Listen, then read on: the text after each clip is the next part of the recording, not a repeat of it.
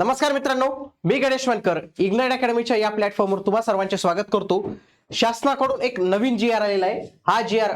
महसूल आणि वन विभाग यांच्याकडून 4 डिसेंबर 2025 रोजी हा जी.आर. आलेला आहे। जी.आर.चा विषय काय पाहून घ्या।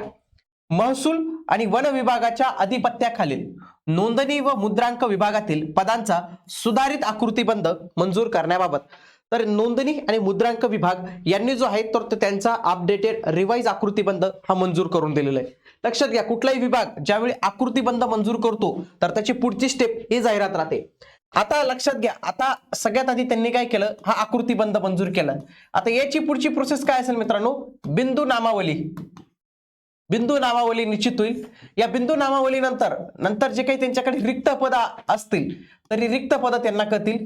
या रिक्त पद भरण्यासंदर्भातला तो जो काही विभाग असेल, फॉर एक्झाम्पल हा महसूल आणि वन विभाग हा निश्चित करेल की आपल्याला पद भरायचे, ते मान्यतेसाठी वित्त विभाग यांच्याकडे पाठवतील। वित्त विभाग पुन्हा त्या विभागाला जे आहे तर ते मंजुरी देणार आहे आणि विभाग जे काही परीक्षा कंडक्ट करणाऱ्या बॉडी असतील, फॉर एक्झाम्पल एमपीएससी कडे काही परीक्षा असतील, काही टीसीएस आयबीपीएस कडे असतील सरळ सेवा, तर यांना सांगून ही जाहिरात जी आहे तर ते करणार आहे।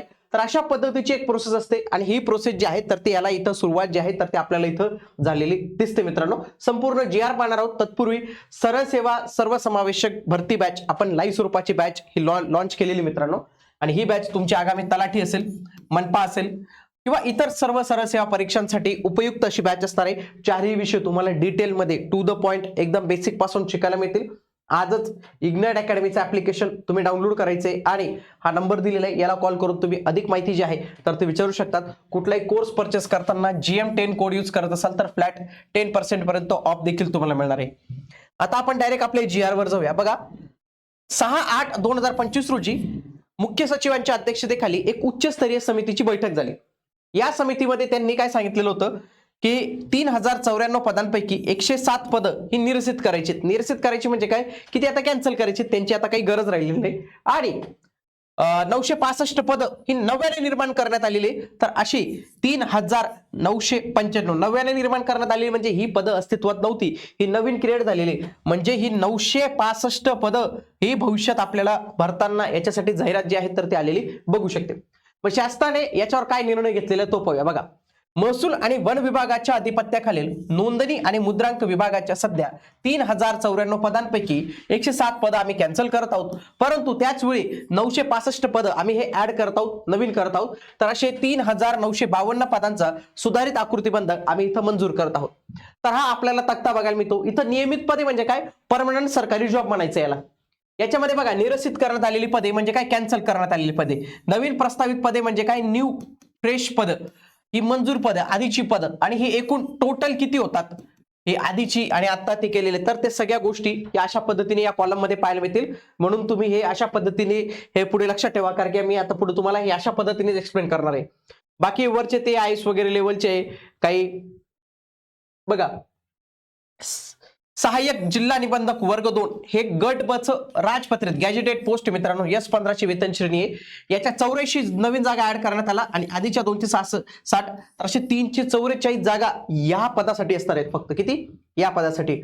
टोटल जर ग्रुप बी गॅजेटेड पाहिलं तर त्याच्यामध्ये 100 पदांची ऍड झालेली, आधी 302 होत्या, 2 कॅन्सल करण्यात आली, तर असे आता 400 पद हे ग्रुप बी गॅजेटेडची असते। आता पुढचं काय पाहिजे, ग्रुप सी नॉन गॅजेटेड। याच्यामध्ये बघा, दुय्यम निबंधक श्रेणी 1 आणि मुद्रांक निरीक्षक ज्याला आपण काय म्हणतो SR, हा काय मित्रांनो गट ब अराजपत्रित। S14 ची वेतन श्रेणी 38,700 1,22,800। याचे मागील आकृतीबंधानुसार किती पद मंजूर होते, 394। आता किती पद ऍड झालेली आहेत, 80, तर 474 पद ही आता या विभागात असणार आहे SR ची 80 पद ऍड झालेली आणि याची भरती एमपीएससी कंबाईन ग्रुप बी एक्झाम मधून होते मित्रांनो।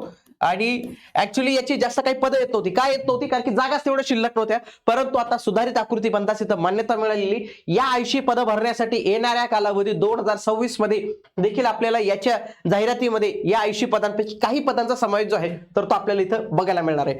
टोटल जर तुम्ही ग्रुप बी नॉन गॅजेटेड पाहिली तर 642 पद असतील, आणि जर तुम्ही ग्रुप ए आणि ग्रुप बी हे दोन्ही पद एकत्र केली तर या विभागात 1138 पद हे आपल्याला ग्रुप ए ग्रुप बी ची पाहायला मिळतील। आता त्याच्यानंतर थोडी ग्रुप सी ची तुम्ही जर पद पाहिली तर याच्यामध्ये बघा, वरिष्ठ लिपिक पर्यवेक्षक भांडारपाल, तर यांची जवळपास 498 पदे, किती 106 नवीन ऍड झालेले आहेत. कनिष्ठ लिपिक किंवा मुद्रांक विक्रेता याची S6 ची वेतन श्रेणी मित्रांनो, याची 524 नवीन ऍड झालेले आहेत, म्हणजे 1448 पदं झालेले आहेत. आता हे 524 पदं आगामी काळात एमपीएससी कंबाईन ग्रुप सी ची जी एक्झाम आहे लिपिकची, तर त्याच्या माध्यमातून ही पदं आपल्याला भरती दिसू शकतात.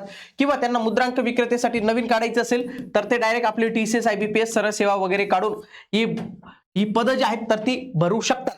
म्हणजे काय की मोठ्या प्रमाणावर त्यांनी आता वॅकन्सी जी आहेत तर तो इथं क्रिएट केलेली आहे. पुन्हा शिपाई जे पद होतं त्याचे 284 पदं हे मृत संवर्ग म्हणून घोषित केलेले आहेत. मृत संवर्ग म्हणजे काय की आता याच्या पुढे शिपाई या पदासाठी कुठल्याही पद्धतीची जाहिरात या विभागामार्फत येणार नाही, हे लक्षात घ्या. टोटल जर तुम्ही पाहिलं, टोटल सरकारी जॉब या विभागात असतील 2299 पदं, म्हणजे जवळपास 2300 पदं ही काय असतील या विभागात परमनंट सरकारी नोकरीची असतील. पण या विभागात आणखी काही लोक लागतील, ते कसे घ्यायचे? बाह्य यंत्रणेद्वारे. बाह्य यंत्रणेद्वारे म्हणजे त्यांना काय करायचे? कॉन्ट्रॅक्ट बेसने घ्यायचे. ते काय करतील? एका कंपनीने देतील. फॉर एक्झाम्पल एक्स या कंपनीला या विभागाचं टेंडर मिळालं, एक्स कंपनी काय करेल? एक्स कंपनीने सांगितलं की आम्हाला 10 शिपाई द्या, तरी 10 शिपाईची भरती जी आहे तर ती स्वतःच्या लेवलला करणार आहे.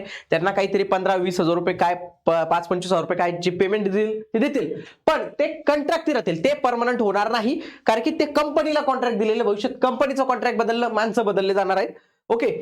आता याच्यामध्ये कोणतं महत्वाचं पद गेलेले ते म्हणजे वाहन चालक पद. बघा, वाहन चालक हे पद आहे, याचे 29 पद आता हे कशामध्ये गेलेले? कॉन्ट्रॅक्ट मध्ये गेलेले. कनिष्ठ तंत्र सहाय्यक याचे सगळे पद कॅन्सल करून टाकले डायरेक्ट या डिपार्टमेंटनी. पुढे नाईकची पदं 2 होती, ते मेन म्हणजे शिपाईची पदं 685 पदं आहेत, 20 नवीन ऍड करण्यात आली, 421 पदं आता हे टोटल या विभागात असणार आहे. आता लक्षात घ्या, यांची जी मृत संवर्ग इथं घोषित केलेले आहे ते आपण 285 पाहिलं होतं, त्याचा मी हिशोब तुम्हाला नंतर सांगतोच. ओके, तर या अशा पद्धतीने या जागा आहे, म्हणजे 515 पदं ही कशाने भरण्यात येतील? कॉन्ट्रॅक्टद्वारे जे आहेत तर ते भरण्यात येतील. पण तुम्ही म्हणाल सर मागच्या कालावधीमध्ये नोंदणी आणि मुद्रांक विभागाची शिपाई या पदाची वॅकन्सी आली होती मित्रांनो, 284 पदाची. आता हे 284 पदांची प्रक्रिया पूर्ण झालेली, हे 284 मुलं भरले गेलेले, तर त्यांना जॉब भरून काढणार नाही, त्यांना कंटिन्यू राहतील. पण भविष्यात जर कोणाची पदोन्नती झाली, मग शिपाई जे पद रिक्त राहील त्याच्यावर कोणाला भरता येणार नाही. समजा कोणी सेवानिवृत्ती झाली त्याच्या पदावर कोणाला भरता येणार नाही, कोणी राजीनामा दिला भरता येणार नाही, कोणाचा मृत्यू झाला कोणत्याही कारणाने हे पद जे आहे शिपाई हे पद परमनंट भरलं जाणार नाही. या डिपार्टमेंटने इथं स्पष्ट जे आहेत तर ते आदेश इथं दिलेले आहेत. बाह्य यंत्रणेद्वारे वेळोवेळी शासन मार्गदर्शन सूचना देईल, त्याच्यानुसार ह्या सगळ्या काही गोष्टी ज्या आहेत तर त्या तुम्हाला इथं करायच्या आहेत.